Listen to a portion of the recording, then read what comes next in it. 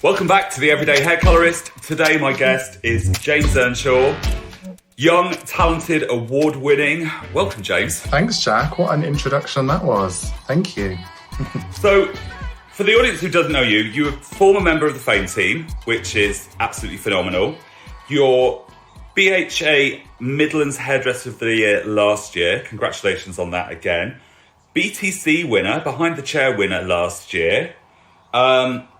A UK brand ambassador for a styling product, and you've just taken on a new digital role with Weller. Yes. And you're 28. Yes. Wow. Congratulations on all of that. What I'd like to do first of all, James, is kind of show the audience a picture about yourself and your story. How did hairdressing start for you? Yeah, well, to be honest, I don't ever remember anything else. I mean, I don't know about you. I get asked this question a lot. And to me, it was never a doubt in my mind that I always knew I wanted to be a hairdresser. And I don't really come from a family that is particularly creative or anything to do with hairdressing. And I remember just loving hair. And I used to always brush my nan's hair. There's loads of home videos of me when I was like 3. And I'm like ragging this brush through my nan's hair. I remember it. And I remember when I got to about 14, a program called The Salon came on Channel 4. And I'm from a really small town in Shropshire. So London and hairdressing and everything like that was so far away from what I knew. I just instantly watched it and fell in love. And I was like, oh, I really want to be on that show. I can't believe I'm not old enough. And I used to watch it every night. I used to watch it on record. And that's what really opened up my eyes to hairdressing, I would say. Wow.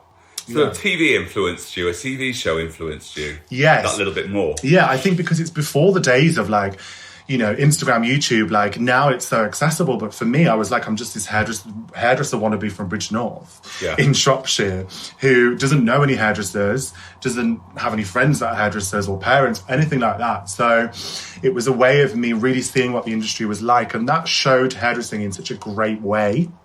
It really opened my eyes to hair shows, to education, to the way a top salon should kind of look. And from there, I was getting my hair cut in a salon that I always went to. And I was getting my hair cut and they were like, what do you want to do when you're older? And I was like, hairdresser. And they were like, okay. And then the boss came up to me and she was like, do you want a job? And I was like, yeah. And then I started on the Friday. You left school at 16 then? Yes. So I worked in the salon when I was 15 and I worked Thursday nights and Friday nights. Right. And then literally I left school and went straight to hairdressing. And that was actually a bit of a struggle because my brother went to Oxford University and got the highest in the year for maths and economics. And I was like, Mom, I want to be a hairdresser. And she was like, no. Right. Because, you know, they're from a very academic background and they didn't understand the industry and what amazing opportunities it had. So they just wanted what was best for me. So in the end, they agreed. And they said to me, I remember they said, you can be a hairdresser, but if you want to be a hairdresser, you need to be the absolute best one that you can be. And I think that's good advice for anybody, isn't it? Yeah. Be the best that you can be. Yeah, so that always stuck in my mind. And then I started for my apprenticeship when I was 16 and I've just never looked back. So 16, you're an apprentice. Yeah. And did you study in the salon or did you go to college? So I went to college, did an apprenticeship. Yeah. And I did that for about a year. And then where I'm from a very small town. So there was another town that was slightly bigger that had a toning guy. Right. And I remember when I used to go shopping, I used to look and be like, oh my God, it just looks so much cooler than the salon I'm at. It looks so futuristic and all of that. And I remember I just was like, I'm going to work there. I'm going to go there. And I had a job interview and I went in, took my CV, had an interview, and then I got it. And so every morning, my parents were like, if you want to go that far away, you can, but obviously you don't drive, you're only 16. So I used to get up at 6 every morning, get on the bus.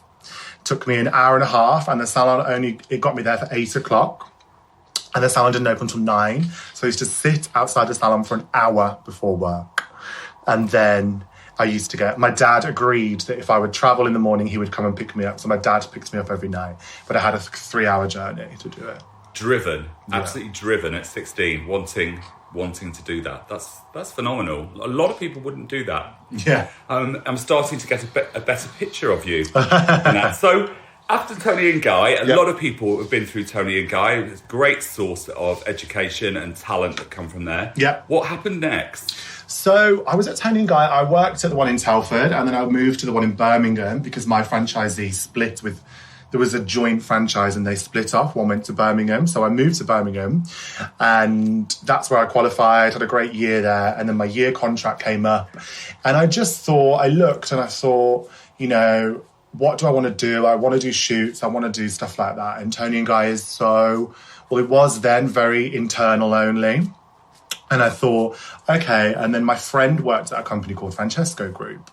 Right. And they were smaller in size, but I knew they were opening in Birmingham. So I sent my CV off, had an interview, and then the salon was like delayed by something like a year and a half. So it was like ridiculously delayed.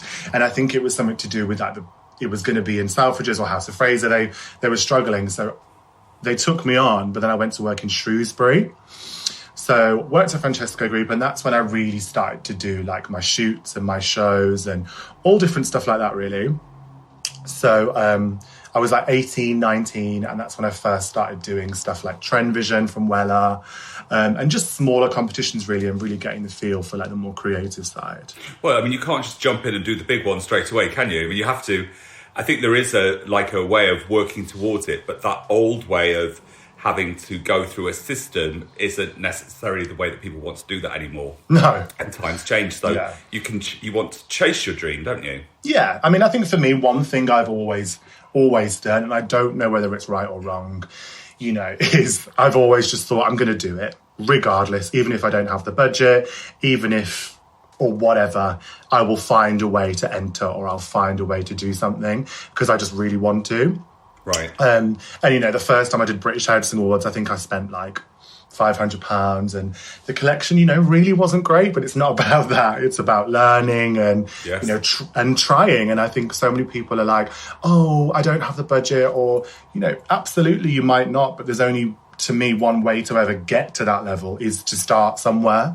Absolutely. And I think that, you know, lots of people get frightened by the costs and everything, but if you find a photographer who's trying to build their book and a street casting, and you don't have a big wardrobe and you keep the makeup simple and you focus on the hair, you can do it for very little money. Now, it might not be BHA quality, but you don't start off there anyway. You don't start off as a great hairdresser, you start off as a trainee. Yes, and I completely agree. I think as well, you know, you don't want £10,000 thrown at you for a photo shoot when you're 19, because you might think you're at the level where you need to be, but you are not. So no. I think, you know, I've grown as my budget's grown, as my model bank has grown, as my makeup artist. And, you know, it's like a journey to me. And it's like every year is a progression. So things get better as years go on. They do. Hopefully. And you learn, don't you? It's lessons learned in it. Yes, definitely. So Francesco Group, then you moved on, didn't you? Yeah, so I was at Francesco Group I was looking back at old videos actually. I was there for about 8 years, I think. And I got into their main creative team at 24. So that was amazing because literally everyone else was 10 years older than me. Right. So I was really blessed in that instance. And the reason I got into that is because I literally, every Monday on my day off, would go to the academy and just be like, I'm here today. And they'd be like, okay. And I'd be like, I'm just going to assist, I'm going to do. And I literally did that until I kind of felt I was ready. And then I spoke to the directors of hairdressing and I was like, I want to be on the art team. And I'm sure that's something they heard a lot. And they were like, well, if you want to do that, you need to be known more. You need to be known. And I went, okay. And in 2014, I got onto like the Weller Generation Now team. I won one of the Trend Vision Awards. I got to the finals of L'Oreal Colour Trophy. And I did a couple of other things. And I literally then went, okay, I've done it.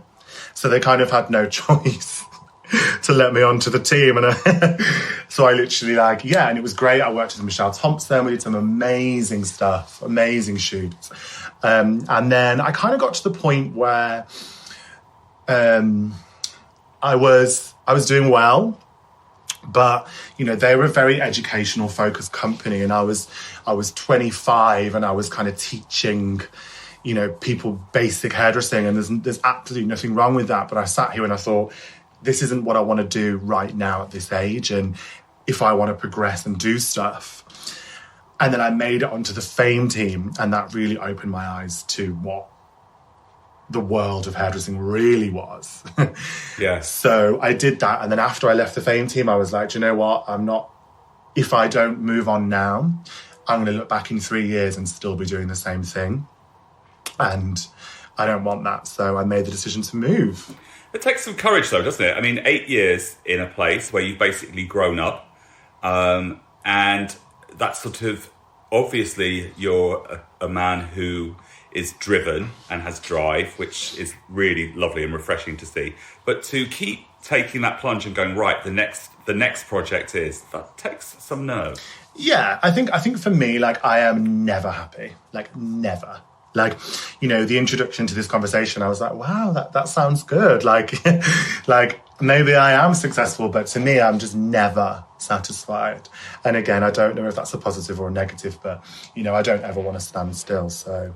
My assistant says to me, he's like, oh, you've done this, and he's like, that might make you smile for an hour, and then you'll want something else. Then I think that, you know, that it's not that you're not happy with what you've got. It's just like you're not fully satisfied with who you are. Yeah, absolutely. In the sense of you want your career. Yeah. You know, not you as a person, obviously. I think hairdressing though, like, and I think it's true what people say. If you think I'm happy, I'm done.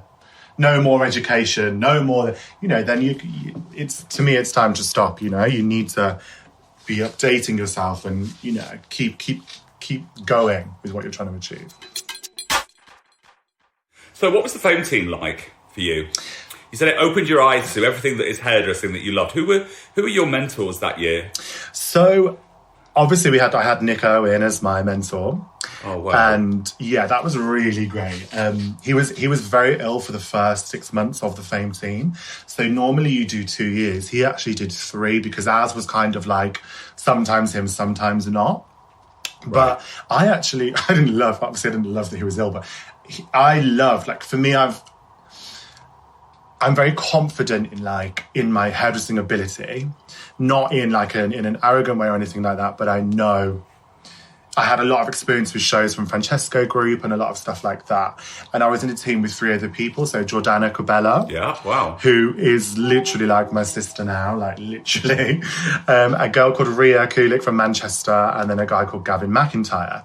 And we were all very different in like what we liked and what we did. And obviously it was like our mentor who would kind of like home in on that and tweak us and like be our like creative director. So I remember he was ill and we were in Dubai. Our first show we ever did was in Dubai, which was crazy. And the 4 of us came together and we had to work on our own. And I actually loved it because I love the challenge. I love not knowing. I love the fast pace of being like, oh, no mentor, we're on stage. Because I'd had quite a lot of experience on stage. But I think for some of them that didn't, it was a little bit more daunting. But it brought us together really close as a team. So throughout the year, we had so many amazing. We had Cos and Effie from Tony and Guy, Gary and Michael, Hooker and Young. Amazing. We went to their house and did a shoot at their house, which was great.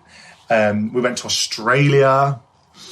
And I absolutely love Australian hairdressing. Like, it's just, they make girls look hot, which is what I like. Yeah, there's that very commercial aspect to it, isn't it? That is, but it's, I know what you're talking about. Yeah, you can just tell a sexy Australian girl and hair. Yeah. So we went to Australia and we actually stayed for a month, but we were working for 2 weeks. And that was incredible. And I used my connections with Wella in the UK to kind of collab with Wella in Australia. And we used their Sydney Academy. And that was amazing. So we did shows there. And what else did we do? Obviously, we did Style International, and that was our last show. And that was definitely our strongest. Right. Definitely our strongest. Nick had a very strong fashion element. And so that was really great. So obviously did all those shows with him. And then I used to assist him. To be fair, like with the Fame team, you're meant to do stuff as a 4. And we absolutely did. But because obviously fashion, you know, if you're shooting in Rankin Studio, he's not going to want 4 people loitering around. Right. So we went and did our odd little thing with him and all took our own little experiences as well. So to me, it was really special that we did the Fame team as a four, but these other little fashion projects that you would never experience. What a great mentor, though. Such a great talent, that man. Yeah, amazing. And so nice. We still speak all the time, still speak, and he's really lovely, and his wife, Stacey, and yeah, I really got on with Nick, and it was so nice because he was as passionate as I was. And I knew I was extra passionate because we were in Australia and everyone went home and then me and the two girls stayed because we just thought we may as well stay in Sydney. And their boyfriends came and they went after the mountains, the Blue Mountains and all this stuff. And I literally was in Sydney looking at salons and watching people do hair. And I went into my favourite salon in Sydney and was just shown around there. And I was like, wow, I really am a geek. No, that's nice. There's passion in it, isn't it? Yeah. So after the Fame team, what was the next salon group that you did then? So next, so originally, actually, this is a story that I don't think many people know, is I was planning to move to London.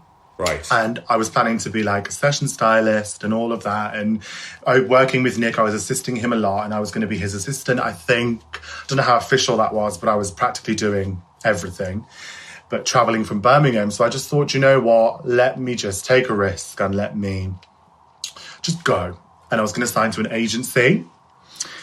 And then something didn't feel right. I went from an industry that was very, very friendly to a slightly different feel in the fashion industry. And I just thought, you know what, something doesn't feel right. And I remember I was going to view apartments, and I've never lived in London. You probably know this a lot more than I do. I'd go and try and view something, and I would phone up, and then I'd be in an Uber there, and they'd phone me it's gone. Or I'd arrange a viewing and I'd be on the train and they'd be it's gone. I'd be I'm on the train, I haven't even had a chance. And I just wasn't even finding anywhere to live. And I was this isn't right. And then the owner of Bad Apple had contacted me previously when I was at Francesco Group, but I was in the Fame team. And I was now's not the time for me to leave. You don't leave halfway through a Fame team. So he contacted, I actually was planning to leave on the Friday. And he contacted me on the Friday before and had a meeting. And to be fair, I went in saying, oh, I'm planning to move to London to be a session stylist. I'm not particularly interested because it's just time for me to move to another city. And I think because I went in with that mentality, it kind of just was well, you can kind of do what you want then. You can work for us, but you can do a bit of session and you can work with the brands you want. And we need you. So if you want to have a flexible job role, please go ahead. So I thought, okay, I'm not loving this agency that I was going to sign with. And if he's saying I can still do all the stuff I would do in London, but be employed, why not? Yeah, you don't get many offers like that, do you? No, I think it's because he knew. Well, not that I didn't want to go there, but I think because he knew if he would say I'd have to be employed or whatever, I would be oh, it's time for me to move. So it was just the right timing. Let's talk about your UK role with Anika. Yes. Because talk about that. How did that happen? So Anika came to me. Anika? Sorry. Do you know what? It's one of those brands. It's like a Kerastase, Kerastase. People call it 50s. Yeah. I feel that's actually the secret to a good product brand. Make it unpronounceable. Anyway, so Anika, I remember it really well. They DM'd me on Instagram and it was about... I was at Bad Apple at the time, so I remember it was when our Stafford salon was opening because I was lugging stock boxes in and out at the time and I was looking at my phone and they DM'd me and they just said, hey, we love your work. Can we send you some products? And I was yeah. And I get that fairly often, or I used to more so before I was signed to a brand. And I said, yeah, whatever. And then they sent me them and they took 3 weeks to come. So I kind of forgot. Right. And then they sent me these products and they sent me one of everything. So it was like, I went to my concierge in reception and there was like 4 big boxes saying American postage. And I was like, what is this? And then opened it all and it was obviously Anika. And so to be honest, I just put the products in my cupboard and took the dry shampoo out because that's what I used the most of the time. And then I used it and I was like, oh my God, this is the best dry shampoo I've ever used. So I started to take a few more products out of the cupboard and try a few more of them. And then about a month later, they DM'd me, were like, how are you getting on with your products? And I was like, oh my God, they're amazing. And I'd never heard of them because obviously they were in America. Right. And they were like, oh, great. Can we have a call about something? And I was like, okay. So then we had a conference call and they just said they were looking for a UK ambassador and they are a styling only focused brand. So that means it's no colour, it's no cutting, it's literally styling. And there's not many product ranges out there that are like that. So them trying to find a hairdresser that was just styling only is quite difficult because, you know, there's some hairdressers that do colour and a bit of styling or cuts. There's not really many just styling focused like hairdressers. So they found me and then they said, do Style International for us as a little test. And then if that goes well, we'll go from there. When was that? 2000, and that must have been about August 2018. So I then did Style International 2018 for them. Wow. But I was actually doing little bits for Cloud9 at the time. So I was already doing Style International one of the days for them. So I was like, okay, I can do the Monday. And I just fell in love with doing it. I just fell in love with the brand. It just felt so like me. And I had the best show ever. And I don't know about you, but you know when you've done a show and you know when you've done it good. Like, I knew I did a good job. Right. Because I didn't have to do any hair that I wouldn't have naturally done anyway. Right, so you had a free reign, really, in what you could produce. Yes, and it was so like my style and my taste that I was just like, this is great. It just felt right. And then they phoned me up a couple of weeks later and they were like, hey, do you want to come to New York in a couple of weeks and shoot our global campaign? And obviously I was like, oh, go on then. So... I mean, talk about opportunity. Yeah. What an amazing opportunity. Yeah, and Naima, who's the global artistic director, she has been in that role for 9 years. And in those 9 years, no one has ever shot the campaign with her. And then a month in, they're asking me to go to New York and shoot it with her. So that was incredible.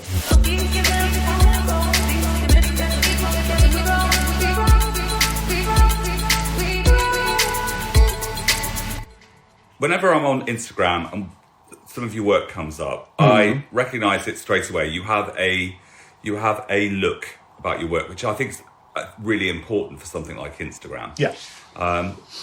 It's always very fresh. It has this kind of sexy feel to it. It's slightly tussled looking. What was winning BTC like? Oh my God, that was insane. Insane. Like, bringing back memories of that just literally makes me smile. I originally was going over to Behind the Chair to do the main show with Naima. So I was never like intending to go for just the awards originally, because I'd seen it before and I'd never entered because I thought I'm from the UK.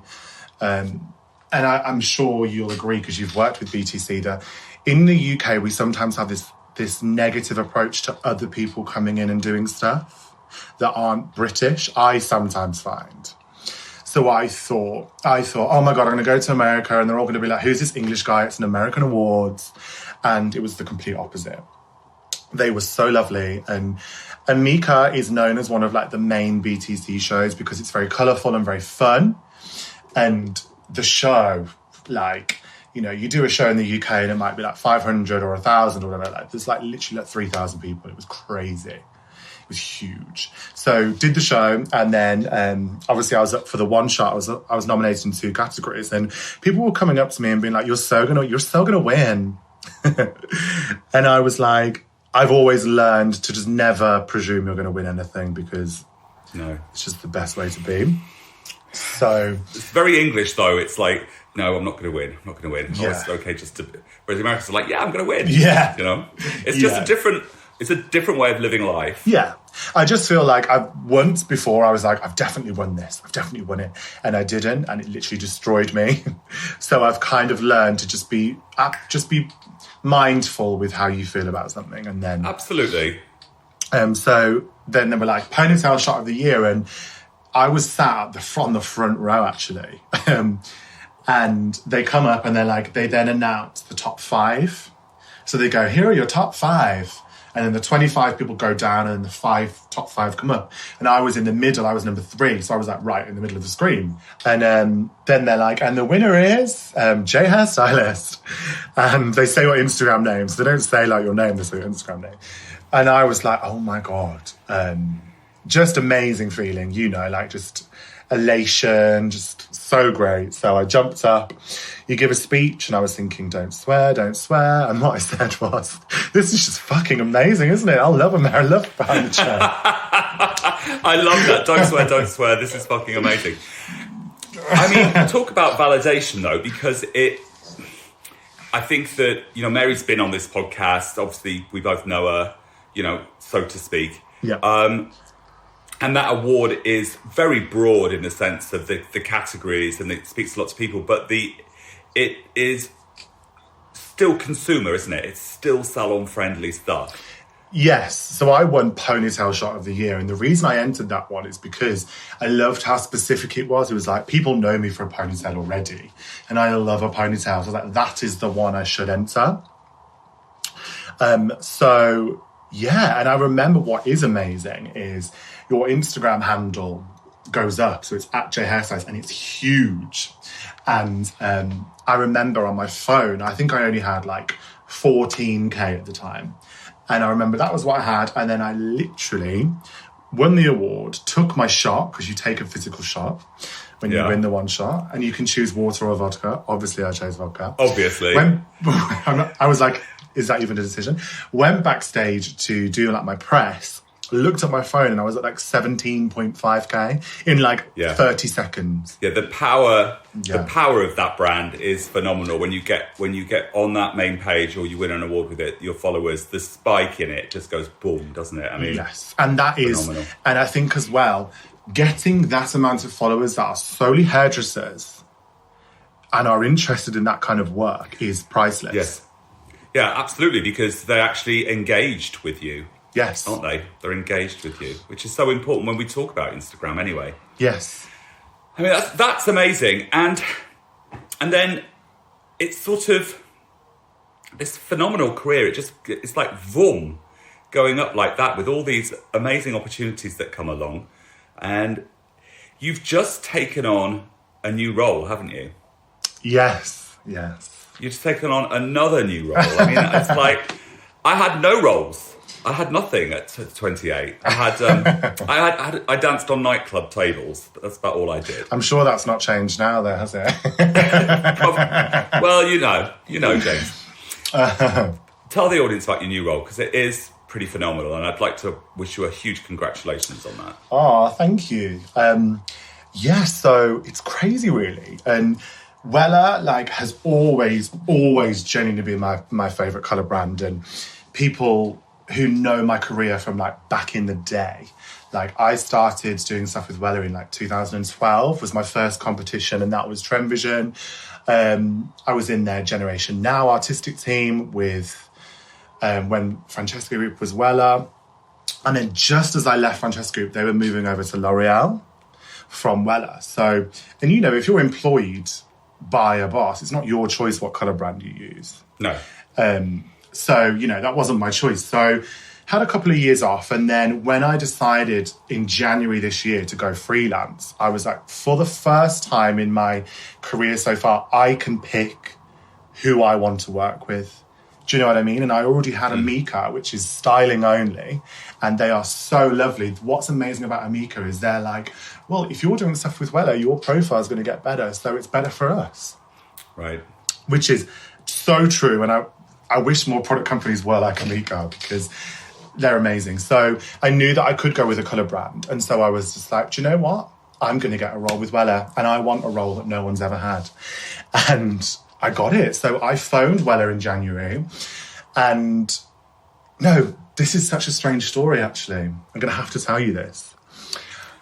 So, this is going to sound a little bit crazy, okay? But I always knew I wanted to kind of be with Wella in that kind of role. And I had like a dream about it happening. And I'm not going to go too much into that because I will sound crazy, but I had a little dream that it was happening or whatever. And then I went to speak to my new employee for my freelance salon that I worked at. And he is L'Oreal in his salon, but I said, I am approaching Wella about something, so can I use my own colour? He was absolutely fine. Went home and I had a DM from someone very high up in Wella on my phone, and I hadn't contacted them yet.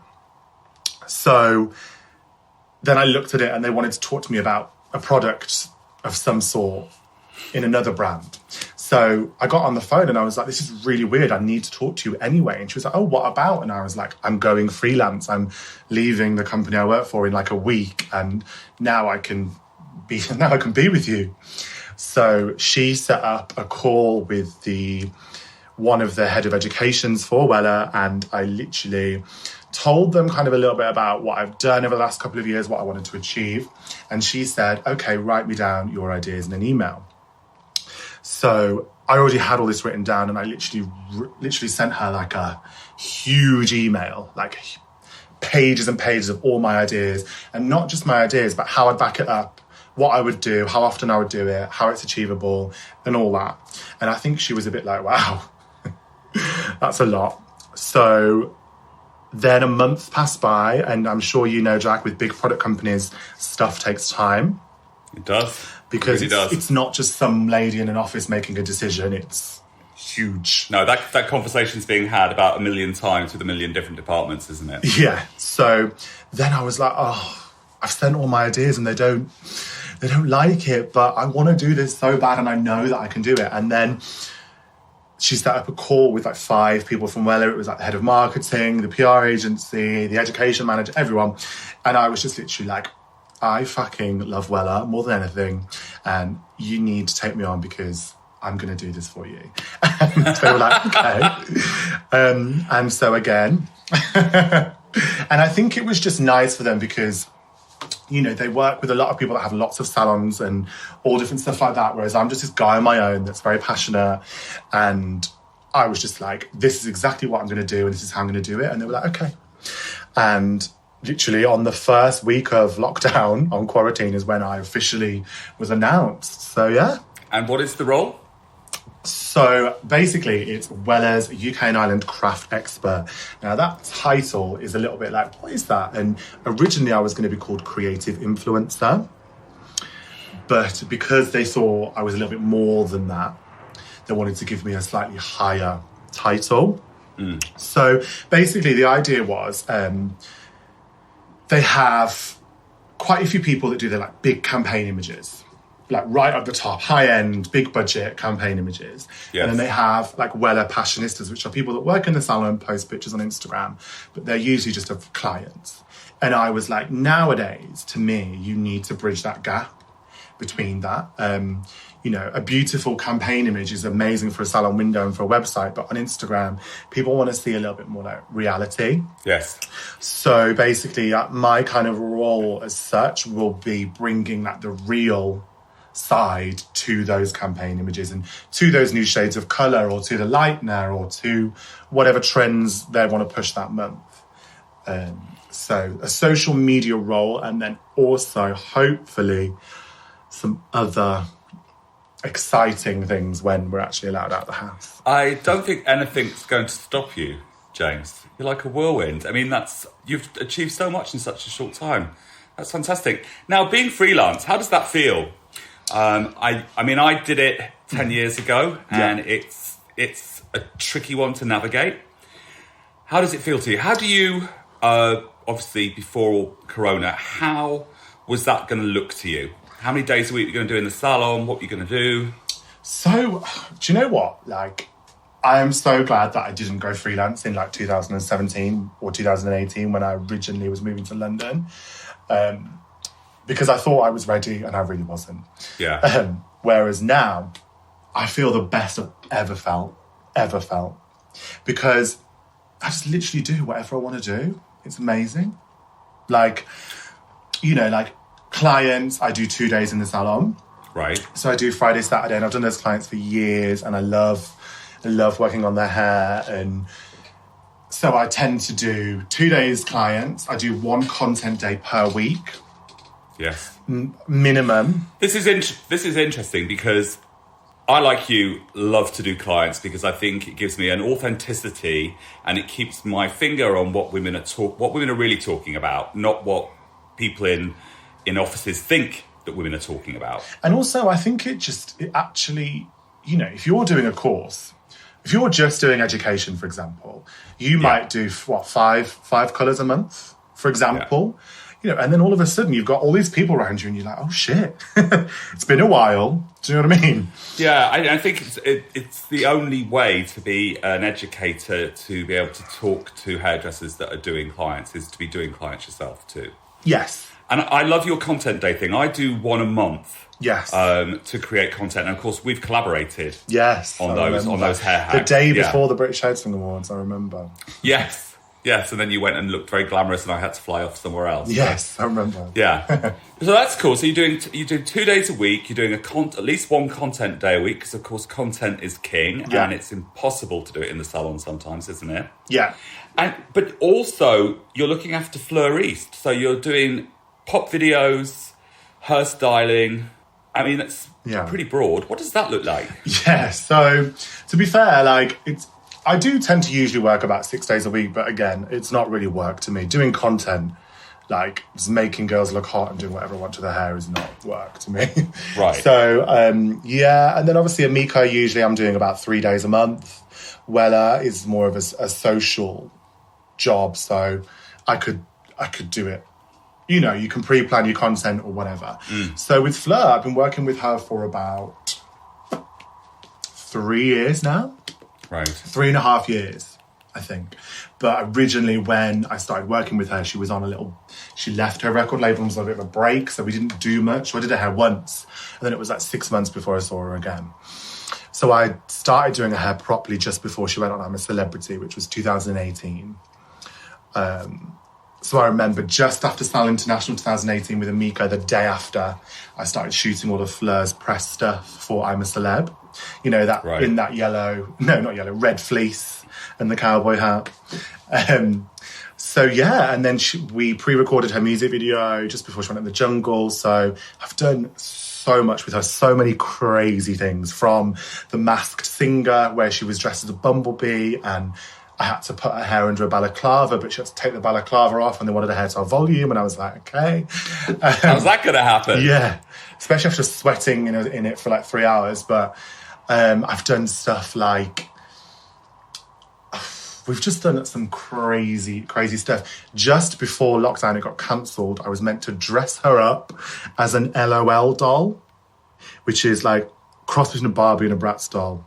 Right. And she was going to be a human, one of those, singing. So we've done some hilarious stuff. We've done gay prides in Brighton. We've done shows in like GAY. We've done stuff for TV, like performances on This Morning. It's amazing. Amazing. Wow. And full. What a full life. I think it's a fantastic story for a young boy who watched a TV show, whose parents wanted him to be an academic, whose mother said to him, you better be the best that you can be, to then go on and in such a very short period of time accomplish so much. Yeah, and do you know what? My parents love hairdressing now. You show the excitement, don't you, to it? So yeah. I think you show, and the broad range of it. I think a lot of people who aren't hairdressers think we just work behind a chair in a salon. And as my husband always says to me, all you do is burn hair all day. But of course, it's not like that at all, is it? There are so many varied opportunities. And congratulations on your latest role and everything you've done so far. I look forward to hearing more and seeing more of you too. So, James, thank you so much for coming on. My pleasure. Thanks so much for having me. So I hope you enjoyed this podcast as much as I did making it for you. Don't forget to subscribe on your channel that you download your podcasts from. iTunes is my favourite, but I know there are others out there. And also, if you want to follow me on stories on Instagram, it's Jack Howard Color, C-O-L-O-R, the American way, not the English way.